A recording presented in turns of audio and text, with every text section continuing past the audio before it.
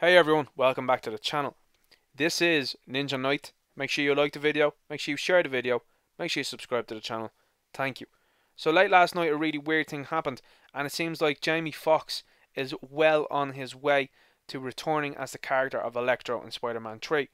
Now this threw up a lot of different ideas in my mind immediately, and I said to myself, wow, Marvel is going to really open this multiverse and introduce different characters through this. They're looking to try and beat DC to the multiverse concept, and I think that this, like the Endgame time travel concept and also the Civil War or parking lot skirmish, could have ended, which I didn't think ended too well, because when Marvel decided to sort of copy what DC is doing, I personally don't think it ends up very well.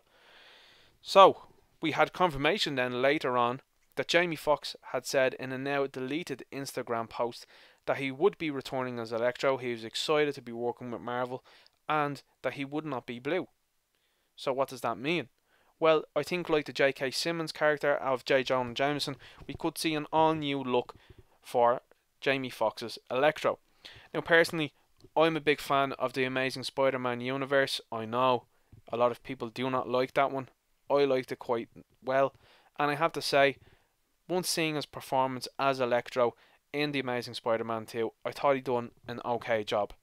Most of the movie he spent as a blue, electricity-ridden character, and I thought actually the look looked very well, personally, because it drew heavy inspiration from the Ultimate Universe.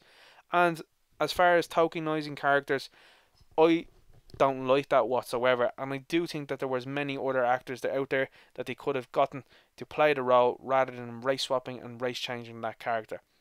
I would have rather seen Jamie Foxx play someone like the Prowler, and I think he would have killed it as the Prowler. I think he would have been amazing as the Prowler, and I think that that might have been a missed opportunity.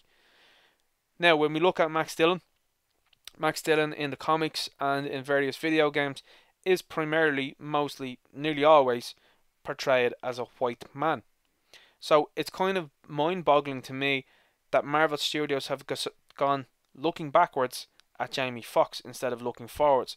Now we already have seen Marvel in these MCU movies have certainly race changed and race swapped a number of Spider-Man's close contacts.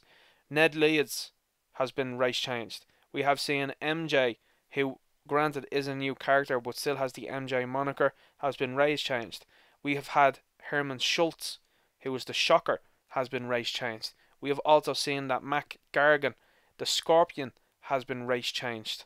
So that is quite a severe amount of people within Spider-Man's rogues gallery that have been changed, which is very strange. And now they're adding Electro to that mix, which I think is a very strange idea, because I think there are plenty of actors that are out there that could bring a certain gravitas, a certain energy to that role, excuse the pun with the energy, that I don't think Fox did. Fox was very subdued, and I didn't think for that movie it really quite hit the highest that I think people would. Partnered that off with Down the Hands Green Goblin, I think his performance was a little bit more exciting personally, and I think that this was totally a miscast. I think that this character would have been better suited to somebody else, and I certainly think that Jamie Foxx would have absolutely killed it as the Prowler. I think he would have been an amazing Prowler, and it's a very missed opportunity in my mind to introduce the Prowler in these movies, because you know with the MCU they are about setting things up, and ultimately long down the line we will eventually probably have, if the MCU doesn't fall flat on its face with this phase woke 4, that we'll have Miles Morales. This is the guy I would have cast as Electro. This is Ben Foster. Now, a lot of people might know him from being Angel in X-Men 3 The Last Stand, but this guy is an absolute juggernaut of an actor in my opinion. He was absolutely fantastic in Alpha Dog. He gives this raw energy, this absolutely incredible instability, and he's also an actor who's played Lance Armstrong. That takes a certain amount of passion, it takes a certain amount of drive, and it takes a certain amount of focus to become that individual. And I think Ben Foster was the man.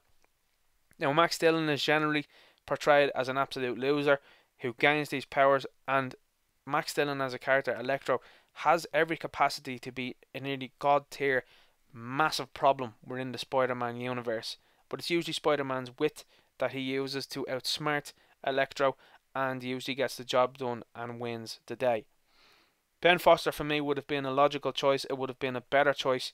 So I'm absolutely and positively unsure why Marvel are hellbent on going backwards, especially with this character, especially in the universe that, according to them, wasn't beloved by everybody.